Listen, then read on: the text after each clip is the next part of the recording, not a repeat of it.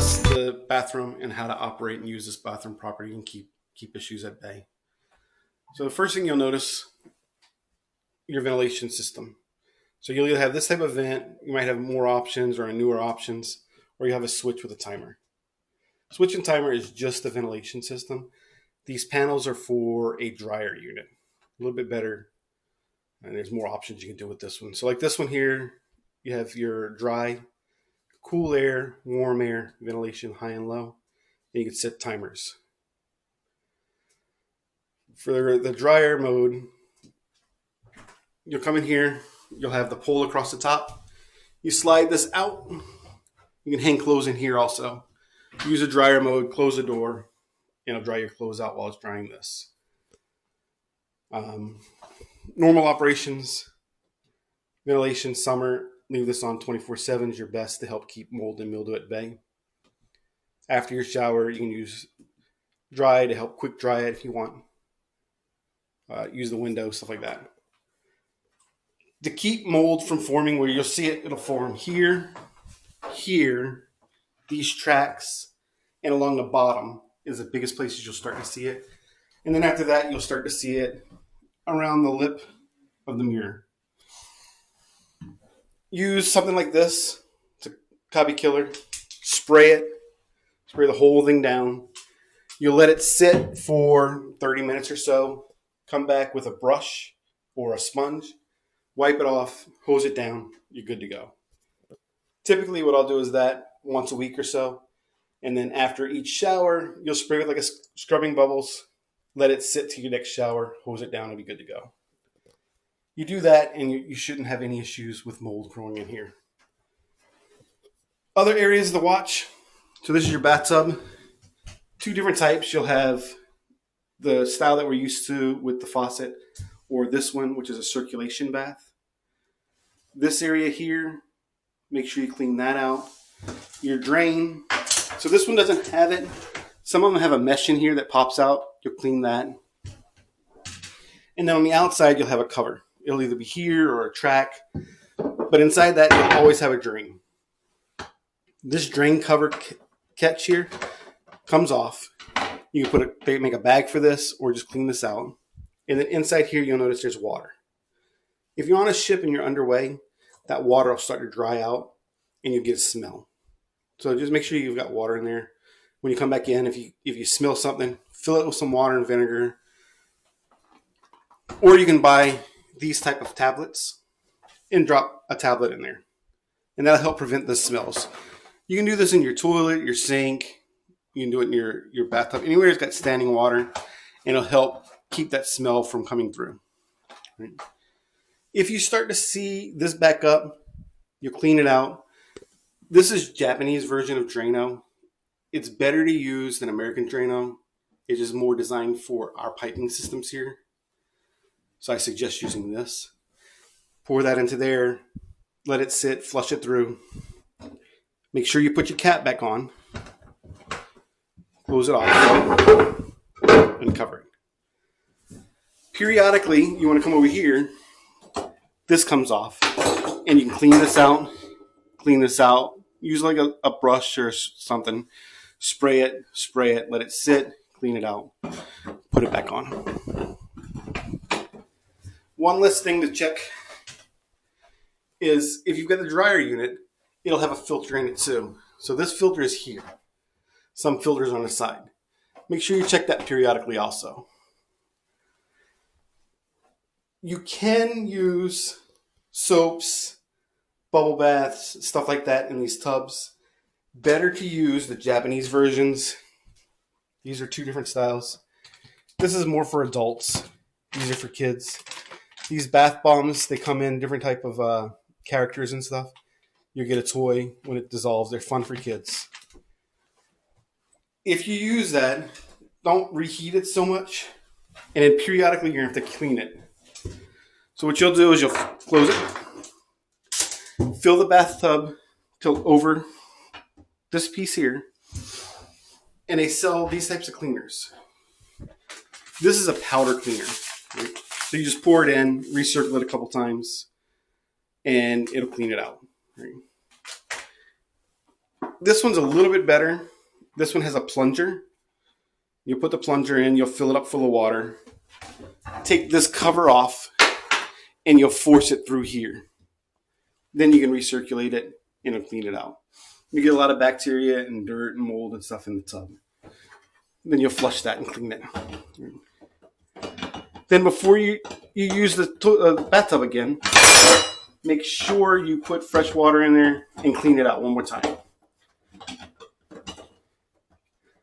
The other option you can do is you can use vinegar. Vinegar works just as well also. Vinegar is good for like the regular cleanings. But if you're going to do a heavy cleaning, use these cleaners. So you come over here to your panel, and your panel have buttons along the front. This is your on-off panel. So you turn it on and lighten up. Every panel is going to be different. You'll have a panel here and a panel in the kitchen. We'll go to the kitchen later and I'll show you. On this panel, you have two numbers. This number is the temperature inside the bathtub. This number here is the shower temperature. The kanji that you see there is priority. If it's on priority, I can change it. If priority is off, I can't change it. So make sure your priority is on. You have your autofill, reheat, and a call button. All that does is make a call. So you see the bar graph here is the water height. So it's going to fill it to that height, to that temperature when I hit the fill button. When I reheat it, it's going to reheat it to whatever temperature is here. You see, the water is coming through now. So we're going to let that water come through. It's not going to come through the temperature right now because our gas system's off. In here, you can change your temperature for your bathtub and your water level for your bathtub. And then you can add hot water, cold water, and set your timer and stuff like that. Some of the newer ones have a reserve button, so you can reserve a time for the bathtub to automatically fill for you at a certain time. This one doesn't have that option. But if you have it, you'll be able to set it up. So you'll notice it'll fill up quickly, then it'll slow down, then it'll start pushing water out again, and it'll constantly do that. So if you see it stop, don't worry about it. It'll start again once the water heats up and stuff like that. Like I said, this one's the gas isn't on, so it's not going to really get hot water. Once this fills up to that level, then I'll be able to use this in there. If you're using American bubble bath for your child, this is when you'd want to put it in there.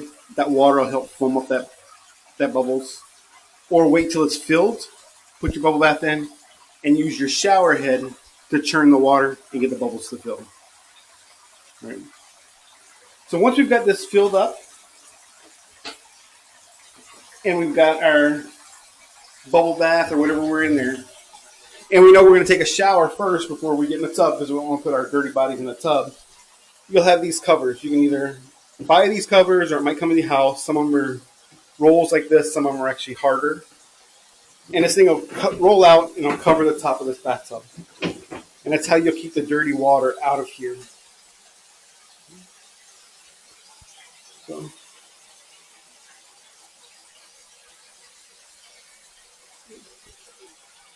We're going to let this thing fill up, and then we're going to come back and we're going to play with the cleaner so you can see how those work. Let's go to the kitchen. I can show you that one, and then we'll come back here. So like I said, here's the kitchen one. So the kitchen one's a little bit smaller.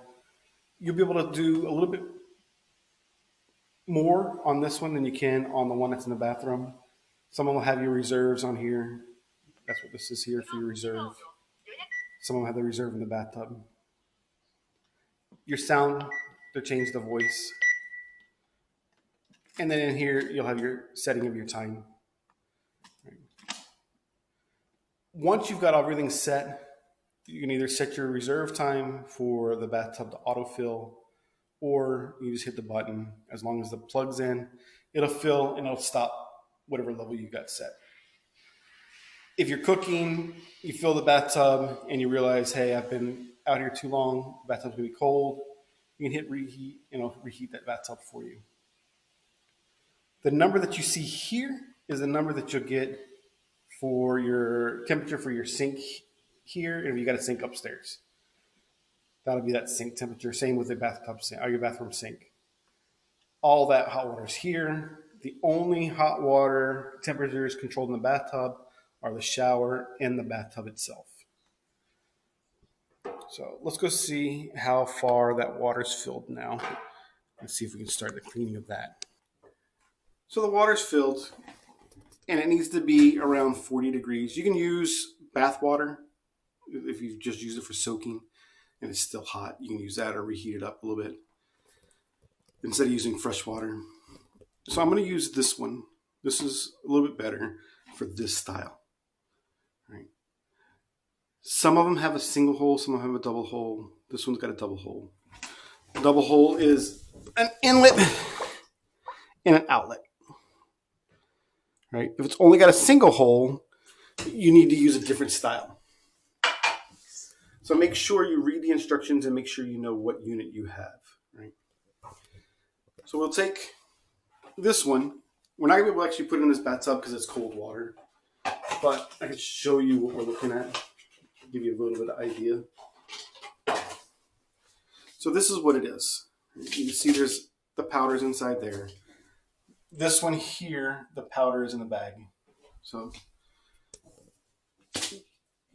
and it's got that spout on her.